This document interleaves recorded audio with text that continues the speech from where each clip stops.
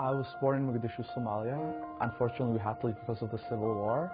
I did left for a number of reasons. I was going through a difficult moment because of my work as a journalist. I left Mexico maybe 17 years ago. And why? Because I was forced.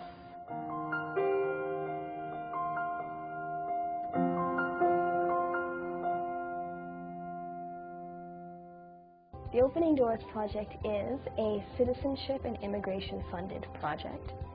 It's a public education project that provides workshops on mental health and wellness, stigma around mental illness, and how that converges with the settlement experience, settlement stress, racism and discrimination. It seeks to bridge a gap between consumer survivor spaces and newcomer spaces, so bridge the gap. We try to connect the dots between migration, discrimination, and mental health because we believe heavily, strongly, that they're very much connected. A good mental health takes into account the holistic nature of health in general because the mind is not separate from the body and the whole person is not separate from the family or the community. So a good mental health takes all of those factors into account. A lot of times we think about good mental health as something that is, you just end with it and that's it. But it comes and it goes, and it's actually a tool that helps us to live our lives. First, when I came to Canada, I wanted to be treated like just like any other person, like normal, quote unquote, whatever normal is. I just wanted not to be an outcast, not to be someone who was different. I felt that I lost everything. I felt I lost my life, basically. So I kind of reborn again in Canada at the age of 24 because I left, the rest of my family, my parents, my siblings, my friends, my community, everything I had, and I left my career, my profession, and that actually hurt. When I really feel like I start having the onset of my mental problems was after the earthquake.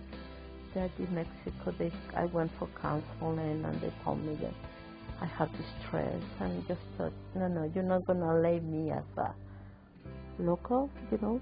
I couldn't go on anymore physically, and I understood that there were a number of things that was happening that were telling me there was something wrong. And yes, that was the moment when I stepped into a clinic. I was going through puberty, dealing with my sexuality, as well as dealing with migration issues, resettlement issues, such as learning a new language and trying to fit into the culture and all that stuff. So that's when I first started to notice the depression.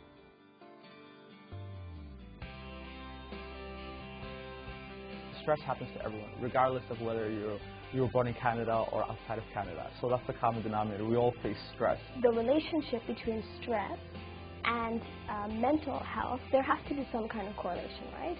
If you're in a situation where you are constantly in chronic stress, it's going to have some kind of wear and tear. If you think about hitting the same spot on the wall over and over again, eventually a dent is going to happen and it's going to break.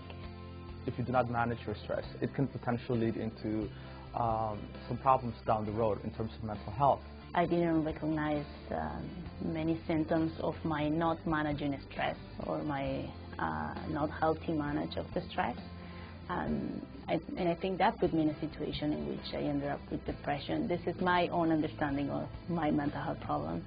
In this modern society with a high pace of life and stress and deadlines and children and bills and financial, all those social factors that determine your health, we might be not diagnosed with the mental health issues, but in a way we are overwhelmed with all this stressful situation that can lead to an onset of any kind of illness and breakdown. If we're able to manage in a healthy way our stress, I think that with that we're doing a lot in terms of prevention.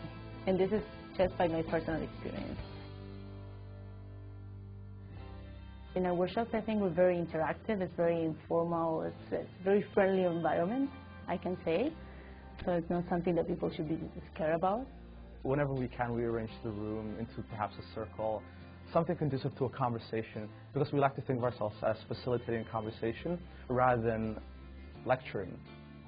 So this activity is to get to know each other on a more personal level. The reaction in the workshops is varied, so and it should be varied. So there are people who are really excited about it and really want to take what they've learned home. There are people who are really proud about what's being done in workshops. There are people who just have so much energy to share. I remember doing my first workshop, and I was so afraid. I thought, oh my God, if I tell them about this part of my life, they're going to shun me. They're going to be disgusted with me. All that negative emotions. But I was so pleasantly surprised. People felt connected. They understood, because we all go through feelings of like not belonging, those struggles, trying to fit in, and all that stuff. So they understood that we created a certain rapport between us, and yeah, it seems very positive. And so go around your petals and fill it out according to how you personally identify with each label. Our spaces are a place where you can learn, right? The stakes are high when you're outside of a learning environment, and we're all afraid to make mistakes and hurt people. But this is a place where we're actually here to support you and guide you through, so you don't have to make those mistakes. We invite people to have a conversation. We are peer trainers. We are not teachers. We're not professionals of the mental health field. We are people who have gone through many times with similar experiences that immigrants go through. What we've seen in the workshops is that people are talking. So they're having more conversations in the communities and in workplaces about some of the things that maybe they wouldn't have discussed before, like mental illness or feelings that come up after having an experience of discrimination or after witnessing that. If you attend a workshop, at least you get information. 1 in 5 Canadians will have a mental health problem in some point of their life. So if you are attending a workshop, you are doing a favor to yourself or to someone that you care about, because it's something that is going to be present in your life somewhere, somehow.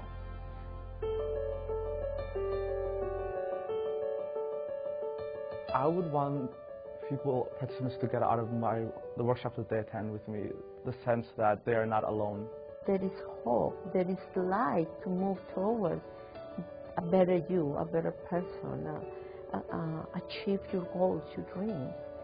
Things are difficult, but we can go through. We can go through life, we can go through the process of migration, we can go through mental health problems and success.